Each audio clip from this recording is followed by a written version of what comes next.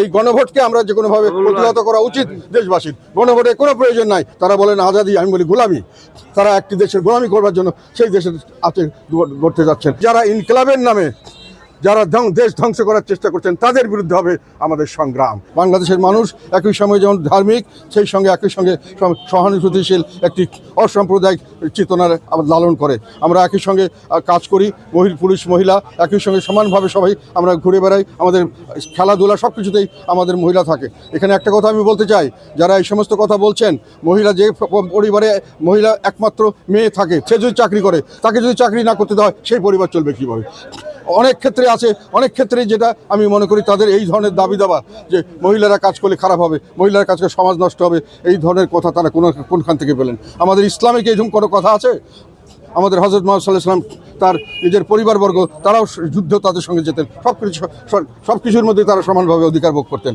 কাজে আমি এইসব কথা নিয়ে কথা বলতে চাই না, শুধু আমি জনগণের কাছে সতর্ক করে দিতে চাই, দেশকে আমাদের যে প্রাচীন ঐতিহ্য এটাকে যদি বাঁচিয়ে রাখতে চান, আমরা মুসলমান হিসাবে যেমন আমরা সম্পূর্ণ ধার্মিক মুসলমান, একই সঙ্গে আমাদের নিজস্ব যে সংস্কৃতি সেটাও আমরা ধারণ করে রাখতে চাই। সেটাই চিরচারিত বাংলাদেশ, সেই বাংলাদেশকে আমরা লালন করতে চাই, সেই বাংলাদেশকে আমরা সামনে এগিয়ে নিয়ে যেতে চাই। আমরা বাংলাদেশের নামে একটি সাম্প্রদায়িক এবং সন্ত্রাসী উগ্রপন্থী দল, উগ্রপন্থী দেশ হিসেবে আমরা বাংলাদেশকে দেখতে চাই না। তার জন্য আমি না ভোট দিতে বলছি। আমি মনে করি না ভোট, এবং এই সম্পূর্ণ না ভোট শুধু নয়, এই গণভোটকে আমরা যে কোনোভাবে প্রতিহত করা উচিত দেশবাসীর। গণভোটের কোনো প্রয়োজন নাই। যেখানে জনগণের সরকার গঠিত হতে যাচ্ছে, যেখানে জনগণের সংসদ গঠিত হতে যাচ্ছে, তখন কেন আমি গণভোট করে আর একটা কি করতে চাচ্ছি, কি আমার এজেন্ডা দরকার? সেটাই আমরা বললাম যে এজেন্ডা দরকার একটি সন্ত্রাসী এবং সাম্প্রদায়িক একটি উগ্রপন্থী একটি দল, উগ্রপন্থী একটি দেশ তৈরি করার জন্য, যেটা আমাদের সংস্কৃতির সঙ্গে যায় না, যেটা আমাদের মানুষের স্বাভাবিকত্বের সঙ্গে যায় না।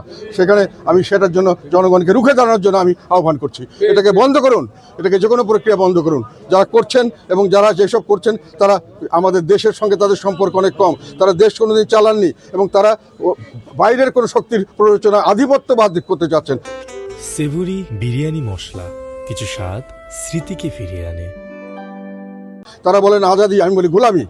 তারা একটি দেশের গোলামি করবার জন্য সেই দেশের আছে গড়তে যাচ্ছেন। তারা বলেন ইনসাফ, তারা করছে চরম বেইনসাফ। যেখানে চিহ্নিত খুনি, যারা খুনি হিসাবে বিচার হয়ে গেছে তাদেরকে ছেড়ে দেওয়া হচ্ছে, আর নিরীহ মানুষকে নামে অজ্ঞাতনামা মামলা দিয়ে, বিভিন্ন ধরনের মামলা দিয়ে তাদেরকে জেলে দেওয়া হচ্ছে। সর্বক্ষেত্রে একটা অন্যায় অবিচার চলছে। আমাদের বাসা ঘরঘরি আটক ধ্বংস করার জন্য আক্রমণ করা হচ্ছে, আবার আমাদের নামে মামলা দেওয়া হচ্ছে। এইরকম ধরনের ইনসাফ আমরা চাই না। আমরা একই সঙ্গে আমরা যদি আন্দোলনের কথা বলেন, যেটা বলছে ইনকিলাব, সেই আন্দোলন আমাদেরকে করতে হবে। এই ইনকিলাব হবে, এই যারা ইনকিলাবের নামে যারা দেশ ধ্বংস করার চেষ্টা করছেন তাদের বিরুদ্ধে হবে আমাদের সংগ্রাম। সেই সংগ্রামের জন্য আমি দেশবাসীকে প্রস্তুত হতে বলছি। তারা যদি অস্ত্র নিয়ে আমাদেরকে জোর করে করতে চান, দেশবাসীর উচিত হবে এটাকে সেইভাবেই প্রতিহত করা।